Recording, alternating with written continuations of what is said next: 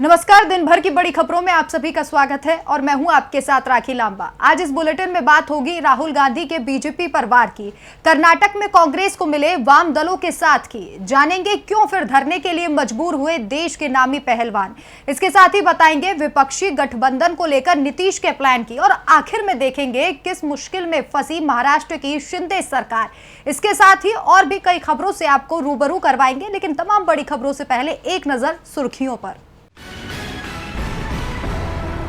कांग्रेस अध्यक्ष मल्लिकार्जुन खड़गे का एक इंटरव्यू के दौरान बीजेपी पर हमला, अडानी को बीजेपी ने पहुंचाया अनुचित लाभ, राहुल की आवाज दबाने के लिए अयोग्य दिया करार। राजस्थान में मोदी सरकार के राज खोल सकते हैं सत्यपाल मलिक, 26-27 अप्रैल को 2 दिन के दौरे पर जाएंगे राजस्थान। असम पुलिस ने यूथ कांग्रेस के अध्यक्ष श्रीनिवास को दिया नोटिस, महिला नेता की शिकायत पर हो सकती है गिरफ्तारी। आनंद मोहन के रिहा होने पर भड़की मायावती, सीएम नीतीश कुमार को बताया दलित विरोधी, कहा समाज में जाएगा नेगेटिव संदेश। तो ये तो थी सुर्खियां और अब बात करेंगे आज की सबसे बड़ी खबर की। राहुल गांधी ने 22 अप्रैल को दिल्ली में अपना घर खाली किया और आज वो कर्नाटक पहुंच गए, जहां उन्होंने विजयपुर में चुनाव सभा को संबोधित किया। तो क्या कहा है राहुल गांधी ने वहां पर, इस रिपोर्ट में देखें। राहुल गांधी एक बार फिर कर्नाटक पहुंच गए। इस बार उनकी कर्नाटक में 1.5 दर्जन से ज्यादा रैलियां हो सकती हैं। राहुल गांधी की आज विजयपुर में रैली थी। रैली से पहले राहुल गांधी ने बड़ा रोड शो किया। इसके बाद मंच से मोदी और मुंबई सरकार पर जमकर निशाना साधा। राहुल ने अडानी का मुद्दा उठाया तो बेरोजगार और महंगाई की भी बात की। राहुल ने कहा कि आज विपक्ष की आवाज को दबाया जा रहा है, सच को दबाया जा रहा है। सरकार सच सुनना नहीं चाहती, लेकिन मैं सच के लिए लड़ता रहूंगा। राहुल गांधी ने बसपा जयंती समारोह में भी हिस्सा लिया। यहाँ राहुल गांधी ने कहा, बसपा जी ने लोकतंत्र का रास्ता हिंदुस्तान और विश्व को दिया और ये सच्चाई है, इसे मिटाया नहीं जा सकता। अगर हिंदुस्तान में लोकतंत्र आया, अधिकार आए, तो उसकी नींव बसपा जी जैसे लोगों ने रखी थी। जब समाज अंधेरे में था तब बसपा जी अंधेरे में रोशनी की तरह निकले। बसपा जी के दोस्तों को समाज ने निशाना बनाया।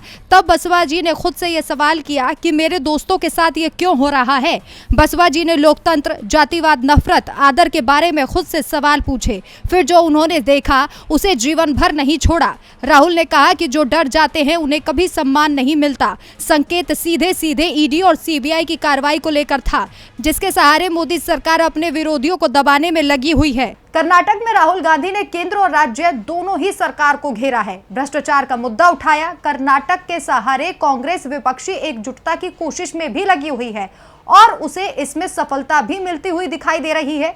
जब राज्य में एक और दल कांग्रेस के साथ आ गया तो किसने कांग्रेस के समर्थन का ऐलान किया है, इस रिपोर्ट में देखें। कर्नाटक में नामांकन पत्र की जांच पूरी हो गई है। 24 अप्रैल को नाम वापसी की अंतिम तारीख है। राजनीतिक दलों का प्रचार तेज हो चुका है, दल बदल का खेल भी चल रहा है, लेकिन इस खेल में कर्नाटक कांग्रेस आगे दिखाई दे रही है।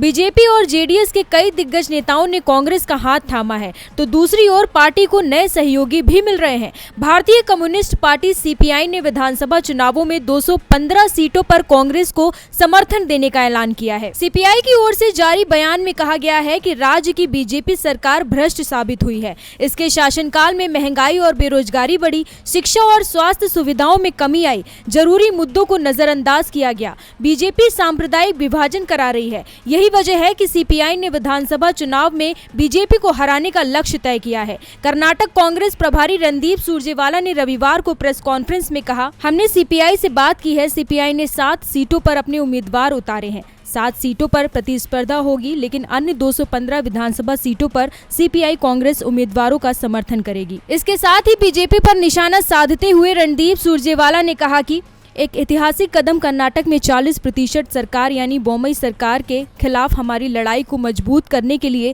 सीपीआई ने हमारा समर्थन किया है। ये कर्नाटक में प्रगतिशील और पारदर्शी शासन के पुनर्निर्माण की हमारी साझा दृष्टि पर आधारित एक साझेदारी है।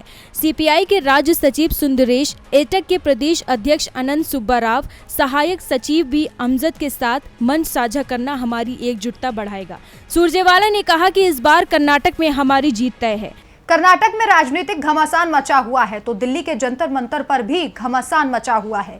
देश के टॉप पहलवान एक बार फिर से मैदान में उतर आए हैं और धरना शुरू हो गया है। मांग पुरानी है, जनवरी में भी पहलवानों ने धरना दिया था, तब आश्वासन मिला, कमेटी बनी, लेकिन पहलवानों को एक बार फिर जंतर मंतर पर लौटना पड़ा है। पहलवानों के कुश्ती संघ और खिलाड़ियों में एक बार फिर से ठन गई है। 2.5 महीने पहले पहलवान देश के टॉप रेसलर बजरंग पुनिया, विनेश फोगाट और साक्षी मलिक सहित कई पहलवान जंतर मंतर पर धरने पर बैठ गए थे। उन्होंने भारतीय कुश्ती संघ WFI अध्यक्ष ब्रजभूषण पर आरोप लगाए थे। एक बार फिर पहलवानों ने अपने उन्हीं आरोपों को दोहराया है। इसके साथ ही जंतर मंतर से धरने का ऐलान भी किया। आंखों में आंसू लिए महिला रेसलर विनेश फोगाट ने कहा कि जब तक इंसाफ नहीं मिलेगा यहीं रहेंगे और जंतर मंतर पर जान दे देंगे। हमारी कहीं भी सुनवाई नहीं हो रही है। मंत्रालय के अधिकारी हमारे फोन नहीं उठाते। साक्षी मलिक ने कहा, हमने 2 दिन पहले सीपी पुलिस थाने में शिकायत की थी, कोई सुनवाई नहीं हुई। 7 लड़कियों ने FIR की, एक लड़की नाबालिग है और पोस्को के अंदर आती है। पुलिस कार्रवाई नहीं कर रही है।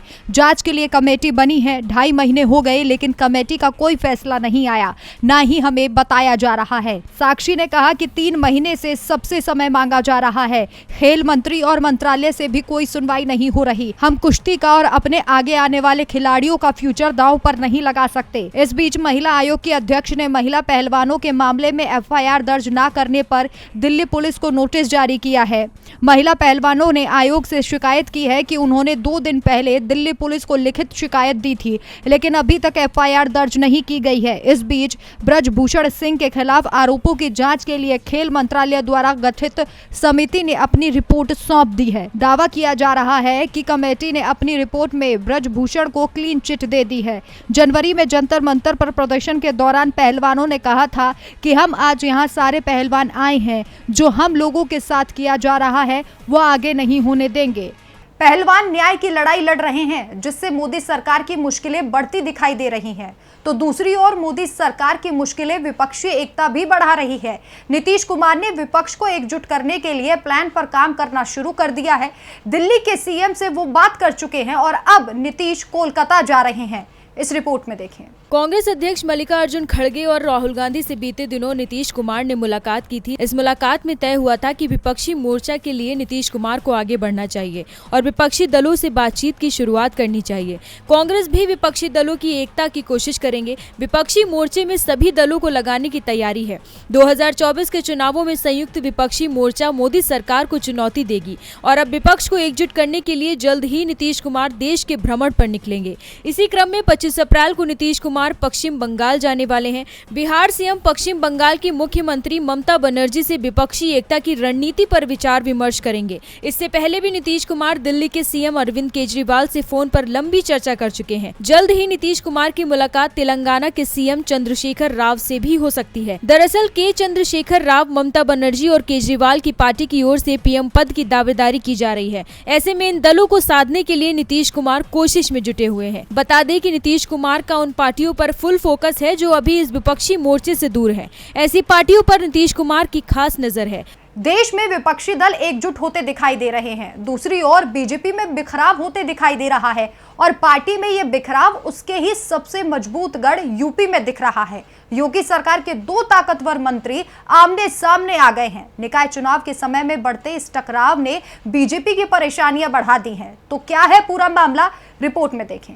उत्तर प्रदेश में निकाय चुनाव को लेकर माहौल गरमाया है। सभी पार्टियां चुनाव प्रचार में जुटी हुई हैं, लेकिन बीजेपी में घमासान मचा हुआ है। योगी कैबिनेट में 2 ताकतवर मंत्री आपस में भिड़ गए हैं। नंद गोपाल गुप्ता नंदी ने अपनी ही पार्टी की रणनीति पर सवाल उठा दिए हैं। इसके पीछे की सबसे बड़ी वजह है सपा नेता रईस चंद्र शुक्ला की बीजेपी में एंट्री। नंद गोपाल नंदी ने सपा नेता की एंट्री पर विरोध जताया है। उन्होंने कहा है कि स्थानीय विधायक होने के बावजूद उनसे इस मामले को लेकर चर्चा तक नहीं की गई। उन्होंने पार्टी के इस फैसले को गलत बताते हुए कहा है कि विधानसभा चुनाव में सपा प्रत्याशी के तौर पर रईस चंद्र शुक्ल बीजेपी के खिलाफ लड़े थे। मैंने चुनाव में उन्हें बुरी तरह हराया। अब रईस चंद्र शुक्ल को बीजेपी ज्वाइन कराई गई है। मेरे विधानसभा क्षेत्र का मामला है और मुझे ही अंधेरे में रखा गया है। मेरे लिए ये घोर अपमानजनक और आपत्तिजनक है। ये बेहद गंभीर प्रकरण है।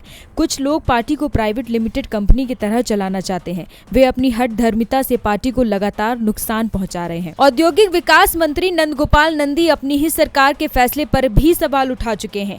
पिछले दिनों उनके विभाग में संविदा पर हुई नियुक्तियों को लेकर उन्होंने कई सवाल खड़े किए थे। यूपी बीजेपी मुश्किल में फंसी हुई है तो मुश्किल में इजराइल की सरकार भी आ गई है। इजराइल के PM बेंजामिन नेतन्याहू ने संविधान में जो बदलाव किए उसके खिलाफ जनता सड़क पर उतर आई है। तो क्या है पूरा मामला, रिपोर्ट के जरिए देखिए। इजराइल में 75वें स्वतंत्रता दिवस से पहले सरकार के खिलाफ लोग सड़कों पर उतर रहे हैं।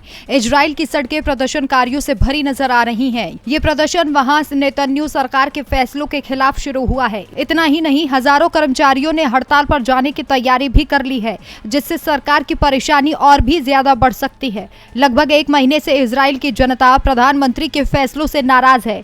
एक बार फिर से जनता ने मोर्चा खोल दिया है। इजरायली प्रधानमंत्री बेंजामिन नेतन्याहू की गठबंधन सरकार ने उस विधेयक को मंजूरी दी है जो भ्रष्टाचार और हितों के टकराव के मामले में सुनवाई का सामना कर रहे इजरायली नेता को शासन करने से अयोग्य करार दिए जाने से बचाएगा। प्रदर्शनकारियों का कहना है कि सरकार के मनमाने फैसले से इजराइल में तानाशाही बढ़ेगी। बताया जा रहा है कि संसद से कानून ऐसे समय में पारित हुआ जब सड़कों पर इसके खिलाफ विरोध प्रदर्शन हो रहे थे। प्रस्तावित कई विवादित कानूनों में से प्रधानमंत्री को बचाने के लिए लाया गया कानून पारित कर दिया गया, जिसका विपक्षी दलों ने विरोध किया। कुछ प्रदर्शनकारियों का आरोप है कि नेतन्याहू की सरकार सुप्रीम कोर्ट पर नियंत्रण करना चाहती है, इसलिए उसने ऐसा कानून बनाया। उनका कहना है कि देश भर की जनता ऐसे कानून के विरोध में है। और बुलेटिन के आखिरी में बात होगी महाराष्ट्र में राजनीतिक हलचल की। राज्य में एनसीपी नेता अजित पवार को लेकर चल रही चर्चाएं थमी नहीं थी कि अब एकनाथ शिंदे को लेकर चर्चाएं शुरू हो गई हैं। शिंदे की सरकार अब संकट में दिखाई दे रही है और इसे लेकर संजय राउत ने एक बड़ा दावा कर दिया है। तो क्या कहा है संजय राउत ने, इस रिपोर्ट में देखें। महाराष्ट्र की राजनीति में उथल-पुथल मची हुई है। एक तरफ जहां पहले एनसीपी नेता सुप्रिया सुले ने एक दावा कर सबके होश उड़ा दिए थे कि जल्द ही दिल्ली और महाराष्ट्र में दो राजनीतिक मोड़ आएंगे। इसके बाद चर्चाएं शुरू हो गई थी कि सुप्रिया सुले किस ओर इशारा कर रही हैं। इसी बीच एक और दावा शिवसेना के नेता संजय राउत ने किया है, जिससे बीजेपी की टेंशन बढ़ सकती है। संजय राउत ने दावा किया है कि मौजूदा मुख्यमंत्री और उनके 40 विधायकों की सरकार 15 से 20 दिनों में ही गिर जाएगी। इस सरकार के जाने का वक्त आ चुका है। अब बस इस पर फैसला होना है कि इस पर हस्ताक्षर कौन करेगा। साफ तौर पर संजय राउत का दावा है कि शिंदे अब ज्यादा दिन सीएम नहीं रहेंगे। संजय राउत सुप्रीम कोर्ट के उस केस की बात कर रहे थे जिसमें शिवसेना के 16 बागी विधायकों की अयोग्यता पर फैसला होना बाकी है और इसी फैसले पर शिंदे सरकार का भविष्य टिका हुआ है। तो आज इस बुलेटिन में बस इतना ही, लेकिन आप देखते रहिए DB लाइव। नमस्कार।